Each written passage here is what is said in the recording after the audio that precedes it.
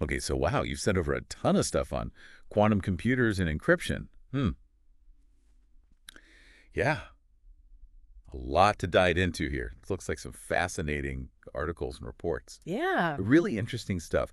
I think, so maybe let's just jump straight into it, Big question, right? Uh, mm, Can Google's new Willow chip, hmm. can it actually, break the codes that we use to keep Wow. our online world secure? Right. I mean, this chip, I was reading about it, it's like a serious game changer. It can solve this like crazy complex problem in minutes. Mm-hmm. And like the fastest supercomputer in the world would take like 10 septillion years to solve the same problem. Wow. 10 septillion. Yeah. It's a pretty big difference in time. And I think it's that kind of power that has a lot of people thinking about this, right? About Yeah. the future of online security and Yeah. what's going to happen. I mean, even the White House got involved. I was reading about this. Back in 2022, they actually issued a warning about the potential threat from what they called, and they love their acronyms, a cryptanalytically relevant quantum computer. Oh, yeah. A CRQC. Okay. So a CRQC, that sounds a little ominous, I guess. Yeah. What is that? Like, what exactly is it? And why is it such a big deal, I guess? Yeah. So basically a CRQC, think about it this way. It's a quantum computer, but it's specifically it's a quantum computer that is powerful enough to break the encryption that we use every day for everything. I mean, we're talking online banking, government communications, military stuff. Right. All of that relies on encryption, and this is what a CRQC could potentially break. And if somebody gets their hands on a CRQC, I mean, it could cause chaos. Yeah. We're talking a global scale, global chaos. You can imagine military communications being intercepted, right? Oh, wow. Power grids shutting down, financial markets totally going crazy. That's kind of the nightmare scenario that I think the White House is trying to prevent. Yeah. No, I mean, I'm starting to see why people are worried about this, this whole quantum computing thing. Right. So, okay, that brings us back to Google. Mm-hmm. So is Google's Willow chip, is this the dreaded CRQC, Right. Are we all on the brink of some kind of digital apocalypse or, I don't think so. Not yet, at least. Okay. Google, they've been pretty upfront about this. They're saying, hey, Willow, it's powerful. Yeah, it's super fast. Yeah. But it's not a CRQC. It can't break the kind of encryption we're using today. And, this encryption, it's called RSA encryption. Right, RSA. Okay. So, but hold on a sec. Yeah. If Willow is so powerful, like you were saying, why can't it break these codes? What's missing? Yeah, that's a good question. So it all comes down to how RSA encryption actually works. Okay. It's based on this idea that it's hard to do something. Okay. And specifically, RSA relies on how difficult it is to factor incredibly large numbers. Right.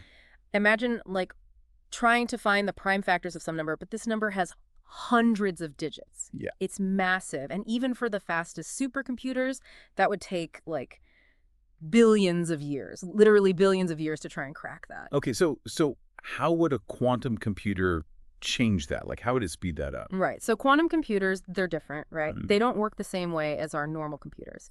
They use these things called qubits, Mm-hmm. and they can leverage these special quantum algorithms. There's one called Shor's algorithm. Right. Yeah, that's specifically designed to factor these huge numbers, but it does it way, way faster than any classical algorithm. Okay. It's imagine you have a shortcut, right? Yeah. Through this giant, massive mathematical maze.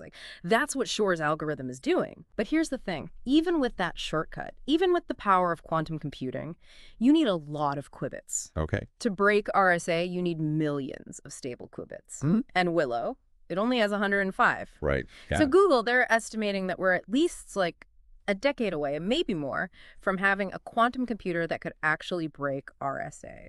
Okay. Well, that makes me feel a little bit better. But I have to ask, I was doing some reading, and I came across this research from some Chinese scientists. Mm-hmm. And they were claiming that they'd found these methods to break RSA, but they could do it with smaller quantum computers.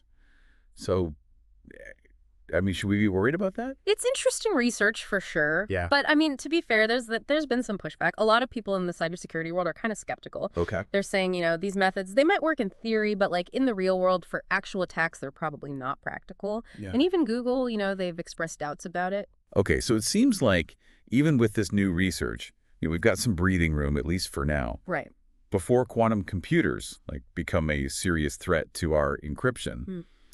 But, okay, the question is, what happens when they do catch up? Yeah, that's the big question. What's being done to prepare for that eventuality? Well, that's where we start talking about post-quantum cryptography, PQC. Okay, PQC. I've seen that. Yeah, it's basically a whole new type of encryption. Okay. And it's being designed from the ground up to resist attacks, not just from the computers we have today, but also from these future quantum computers. Okay. So think of it like building a digital fortress. Yeah. With walls so thick, so strong that no matter how powerful your computers get, no matter what kind of digital battering ram you're using, you can't break through. Okay, yeah. So PQC, that's our ultimate defense. Yeah. Is it ready to go? Can we use it now? It's getting there. Oh, It's yeah. getting close. So NIST, that's the National Institute of Standards and Technology. Yeah. They've been kind of leading the charge on developing these PQC standards.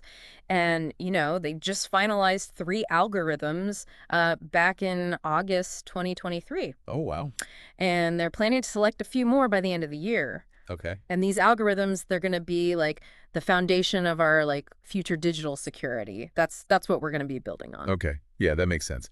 So, once those PQC algorithms are done and everybody starts using them, are we safe then?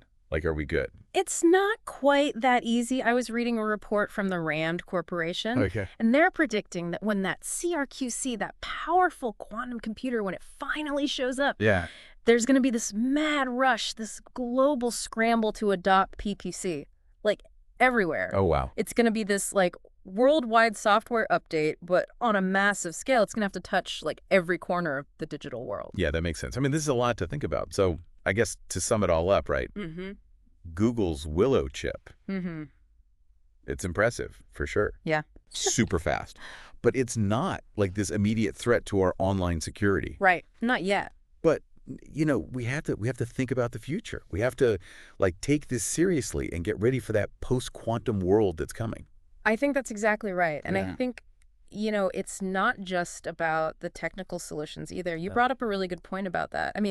This whole thing, this quantum computing thing, it brings up a lot of other questions. Yeah. Ethical questions, societal questions. Yeah. How do we develop this technology responsibly? How do we make sure it's not misused? What about privacy? All these big questions that we need to start talking about now, not later, before it's too late. Yeah. It's kind of a reminder, isn't it, that every time we have some big technological leap forward, it doesn't just solve problems. Yeah. It creates a whole bunch of new ones, right? Mm. And new opportunities too, I guess. Yeah. Yeah. So food for thought, I guess, as we kind of move forward in this exciting but kind of maybe a little bit scary era of quantum computing.